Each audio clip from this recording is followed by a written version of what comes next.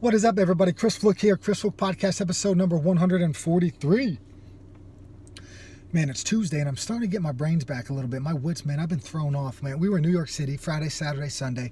We get in there late Friday night. So from where we were, we ate dinner in Easton, hung out for a little bit, had to make a pit stop, and then we went, right? So we get there about 10:30-ish. We GPS it. I'm driving, man. I'm tired. I just get right to the hotel. I figure out, let's get our bags out. Emmy's sleeping, so I grab Emmy. Maurice's checking in. The dude's loading up our bags. We're about to go up to our floor, the 45th floor, which is kind of crazy. And I have no idea where we are at the moment. So I grab our keys, drop everybody off, take the car to a parking garage. I look outside. I see there's a sign that says park with an arrow. I see a cemetery between me and this parking lot, and I'm like, well, this is awesome. Hopefully they have some room for us. So I drive over, park, walk back to the hotel, and as I walked out of this garage, I have this moment of deja vu. I'm like, I've been here before. I'm like, this is the church. This is that 9/11 church that Maurice and I went to like 6 or 7 years ago, where we went inside, and it was just an emotional, it was an emotional day, I feel like, man. It was heavy. It was just destruction, and there was, pictures of people hurt and people, jumping out of the buildings and all this stuff, right? Just practically death and destruction. And also on the other end of that, that lightness, that people helping other people and people saving other people and pulling rubble off of somebody and doing this and that, right? So there was a certain amount of darkness and there was a certain amount of lightness, we'll say there, right? So as I come out of there and I get back to the hotel, I'm like, Marisa, that's the church that we were at, blah, blah, blah. We start looking outside, man, there's the Freedom Tower. I think Marisa knew where we were. I just didn't have a clue. We're right across the street from where the towers fell. This location had some significance for the couple. We were down there for a wedding. I think they got engaged in the Freedom Tower. So that's kind of why we were where we were. And they have a great relationship, and I was just happy to spend this weekend with them, and that they thought to invite us because it was, there was a lot of positive that occurred. Obviously, we got the marriage, right? They're so happy. They love each other. They have a great family. Through the most incredible wedding, the most unique, the most incredible. Any kind of word that you want to use to describe this thing, that's kind of what it was, because we got on this boat, this beautiful boat. We took it across the Hudson, and for about 5 hours, we're out there with friends and old friends, childhood friends, people that I grew up with, right? And there was the happiness and there was the joy associated with the wedding. Then there was the happiness and the joy associated with just seeing old friends together that say, you haven't seen two guys, high school best friends, right? They're back together, they're joking, they're laughing. It's almost like they haven't missed a beat, right? There's three friends that, there's two guy friends that I have, right? These two guys, somebody came up to us and was like, hey, it's great to see you three knuckleheads together, because we were kind of always together since we were almost as young as you could imagine. And on the flip side of that same person who told me that was my friend's sister. She was there with her best friend from her whole life. And also a third part of that, threesome, where they were always inseparable, right? So there's these three girls, and they're laughing and they're hugging and they're doing all that stuff. And I told Marisa, I was like, man, it kind of makes me happy to see them together, because it's been so long. Not that they don't hang out, but just that I wasn't around it. And it's like those three were always inseparable. And then I had my friends that I haven't seen in a while. And then I see the other guys, like I already mentioned, they're all together. And when you think about these childhood friendships and how important they are, on one end of the spectrum, I think it's like, you have all of these memories, right? And sometimes these memories fade, but your friends still have them, and they could bring them up to you. It's almost like if you have a significant other, you hear some stories about that person feeling like a piece of them is lost when that person may pass on, right? When they die. So a piece of them is lost because that other person plays such a significant role in their life, in their telling of stories, in their events, and remembering an address or remembering a phone number. It's really hard for you to remember everything, but you just know that, hey, my other half, she knows where to go. She knows this. She knows that. And if you lose that person, you kind of lose a little bit of yourself, right? You lose a little bit of those memories. And because they're not, in your head, you lose somebody. And those thoughts, those memories might be gone forever, right? So you have that component of it where you get together with friends and they're just kind of reliving some moments in your past, which is beautiful.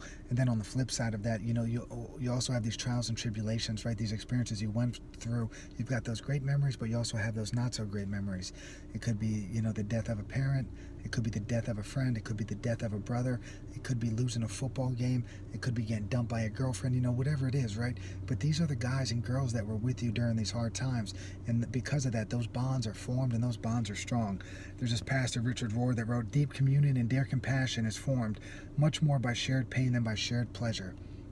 When you think about your childhood friends, man, you know what they went through. You know what their childhood was like. You know the stuff that their parents might have put them through. You know the things that happened to them, right? And you know what they're going through now. And that doesn't change anything at all. You have compassion for them. It's almost like having a little bit of grace in all of these friendships, But I feel like these childhood friendships give you the ability to have more grace, I guess, where you see the kindness, you see the goodness in them, and they might have slipped up here or there, or you might have slipped up here or there, but they forgive you, and you forgive them, and you always have their back no matter what. That is what I love about these deep childhood friendships. And as I was preparing for this podcast, I started looking for some research, I started looking for some studies to support some of this, and I didn't really find anything that was too glaringly open, but I did see something that I thought was great, and it's happiness is still being friends with someone from your childhood. And I'm going to add to that, and seeing old friends back together. That's the beauty of it all. A lot of times when you hear people like, we get together, it's like we haven't missed a beat. It's because I can't think of any other reason other than the fact that there's nothing out there that could ever replicate those bonds that you make in childhood. And if you're listening to this, and I need to take this lesson, I need to take this advice myself, man. If you have an old childhood friend you haven't talked to in a while, maybe you reach out to him and check in on him. Maybe you try to make that connection again. There's a lot of people that you experience throughout the course of your life, but there's nobody in your adult life that can kind of replicate what you went through as a kid, man. There's a certain fondness.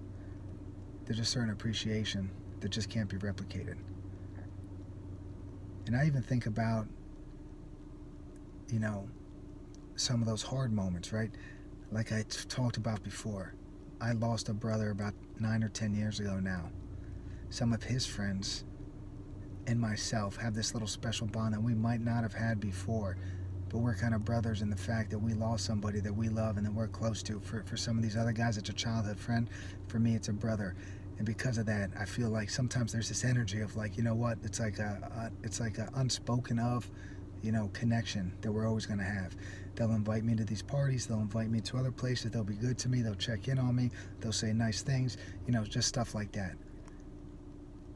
It's like a band of brothers, It's a wonderful thing. It's a magical thing. And those bonds are strong. Those sports bonds are strong. The guys that I grew up wrestling with, strong bonds. Those guys I played football with, where you put the pads on and you beat the crap out of each other for, weeks and years, right? You're sweating, you're bleeding, you're breaking bones, whatever it may be. Those bonds are strong. Then you just got those other bonds, all outside of all that, right? You have that connection that just can't be replaced. Old friends, I love you guys. Hope to see more of you. I need to maybe do a better job of reaching out. And if you miss somebody, man, maybe this is the reminder to reach out and make a connection. Chris Folk Podcast available on YouTube, Google, Stitcher, Apple. I've got a great newsletter. All right, each week I send out, I kind of stole this idea from Tim Ferriss, if you know who he is. He has 5 Bullet Fridays. Every Sunday, I call it the weekly word. You go to chrisflook.net. There's a little tab. It says, we have one heck of a newsletter. Put your email in there, and I give you, 5 things, 4 topics plus 1 quote. Every Sunday at 7:30 a.m., things that I've been going through, things that I've been reading, things that I find interesting. Fitness tips are in there every week. I try to give you a little bit of something, something new, something manageable, something easy that you could hopefully apply into your life. So you go to chrisflook.net, you enter your email, and I'm going to hit you every week at 7:30 a.m. on Sundays with just some of the things that have been going through my mind, what I've been thinking about, what I've been doing what I've been reading.